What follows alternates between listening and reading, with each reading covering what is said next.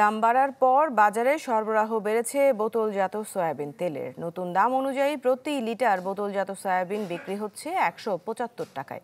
পুরাতন মূল্যের তেলও বিক্রি হচ্ছে বাড়তি দামে।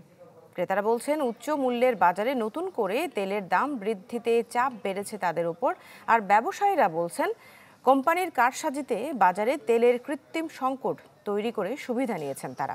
এদিকে সরকার নির্ধারিত দামের চেয়ে বাড়তি দাম হওয়ায় মিলছে না খোলা সয়াবিন তেল। তবে যেটুকু মিলছে তা বিক্রি হচ্ছে বাড়তি দামে।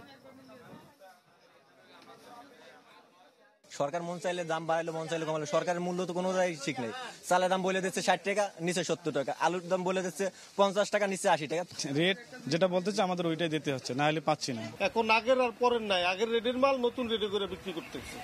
যার ভাল লাগে নেন, যার ভাল লাগে নেন না। ডিলাররা বা যারা তেল বিক্রি করতেছে, তেল মিল মালিকরা, তারা তো তাদের সাথে হইতেছে না, মানে সরকার যে রেট দিচ্ছে রেটের সাথে মিলতেছে না।